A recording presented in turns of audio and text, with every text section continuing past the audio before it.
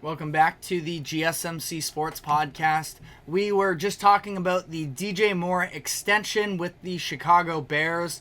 The Bears are set to play in the Hall of Fame game, which takes place tomorrow night. So you can smell the football in the air. We really are so close in that final stretch of the offseason. Really exciting there. But unfortunately, we are not going to get our first look at the Caleb Williams rendition of this offense tomorrow night.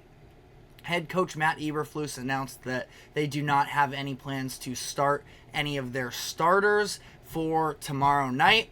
It sounds like eventually the plan is to have, I think the rep range that they were looking at for Caleb Williams was 55 to 65. I saw on ESPN that that's supposedly the range that they were looking at, considering that's where some of the first round picks from last year, how much experience they got in the preseason. So ultimately, we will see on that front in terms of when we will get to see Caleb Williams. It's sort of TBD on the week 2 game, which I want to say is against the Colts, but I could have that mistaken, and ultimately, not all of that important ultimately. It's against the Bills, but, I do think that it is probably the right decision for the Bears on that front. We additionally saw that Aaron Rodgers is not going to be playing, at least in the first preseason game. This I 100% agree with.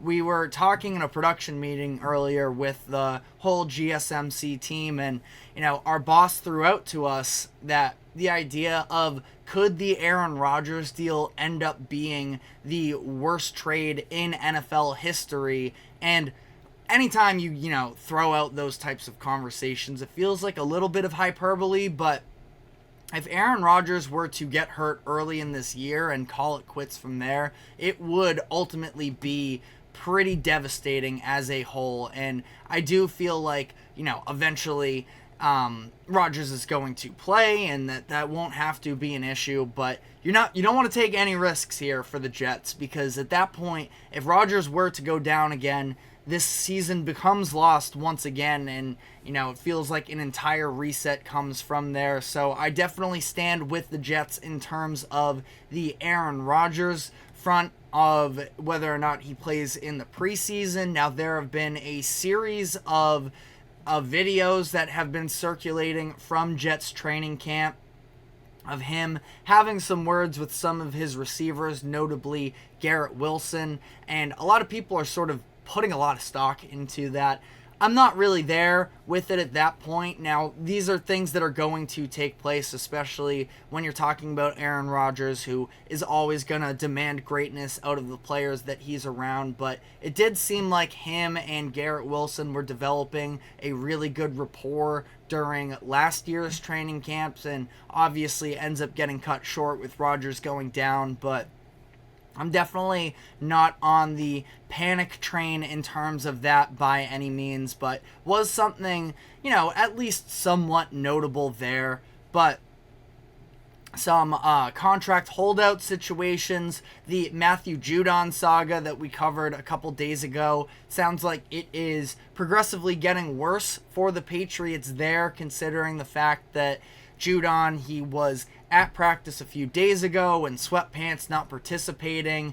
Just a couple days, a day later, he ended up coming into the Patriots facilities and got in what was reported as a, quote, animated discussion with Gerard Mayo and members of the front office. And then yesterday, he was a no-show altogether. So seems to be getting worse here. Matthew Judon is looking for a new contract extension. We talked about this the other day. While he does have himself to blame to some degree in terms of the fact that he's only making $6.5 million this year because of the fact that he chose to restructure his deal to push up some of that money.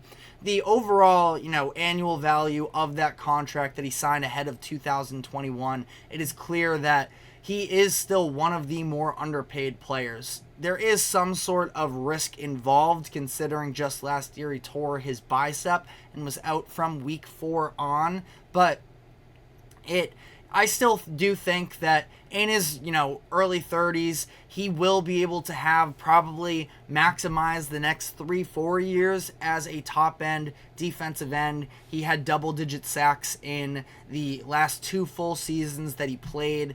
I threw out the idea of giving him an incentive-based restructure this season that would tie into games played and overall number of sacks to try and at least, show some sort of reward if things pan out there. But it doesn't seem like Judon is going to be on the Patriots for much longer, which is a little bit unfortunate for the Patriots considering he's been just about their best player the past few years, but also, for whatever it's worth, the bar's been pretty low on that end as well. So we'll have to see how all of that plays out. We still have some hold-in situations. Haven't covered yet that Trent Williams is also looking for a new contract extension and that he is holding out from 49ers training camp. Trent Williams is a little bit of an interesting one considering where he's at in his career, now 35, 36 years old.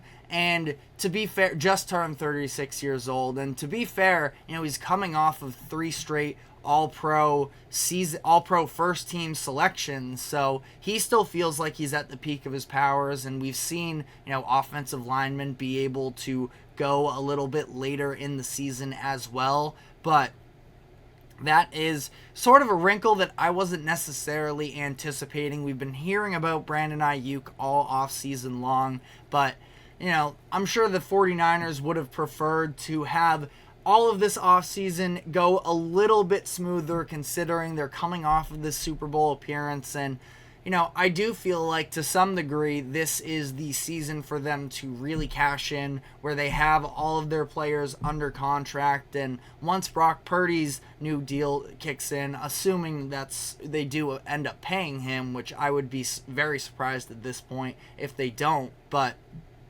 once that happens, they're going to have to, cut some costs elsewhere on the roster. This is an open NFC, and they probably have a great chance. And, open NFC, I will just quickly here address a comment from Shots Below the Belt where he says, I smell about 3 or 4 wins for the Giants this season.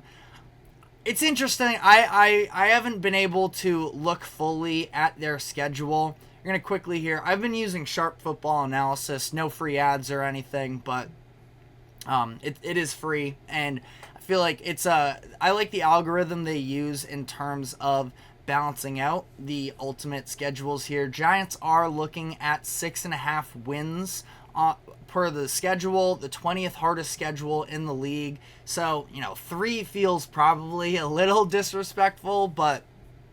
And I also, I like Brian Dable as a coach, so I will stand by him there. It's not a very talented roster overall, specifically on that offensive end, but I don't want to dig myself too deep into any holes here with Giants fans before really getting to, look at the entire picture for them. So appreciate the comment, but I'm going to leave that one at that. But a couple notes here on the rookie quarterback front. Sounds like Caleb Williams is garnering a ton of respect around the locker room, and that people are really impressed with how quickly he's been able to show out up to this point, and that he is, it's really no question whatsoever. It never really was going to be a question in terms of whether or not he is the week 1 guy, but he has surpassed expectations up to that point. He seems like he is gearing towards a potential...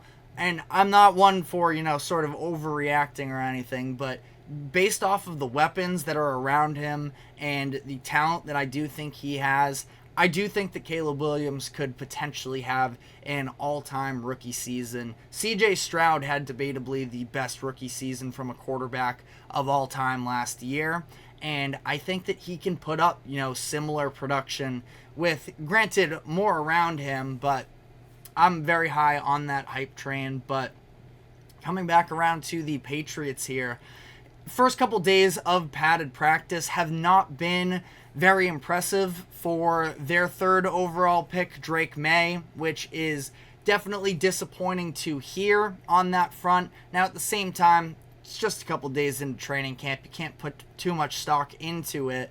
But the idea right now is that Jacoby Brissett is significantly ahead of him, and it would take a little bit of an upset to see Drake May as the week 1 starting quarterback. I didn't think that it was in their best interest anyways to have him start week 1, but everybody's now making the comparisons to the draft analysis that Bill Belichick gave about the sloppy footwork and sort of the negative opinions on Drake May.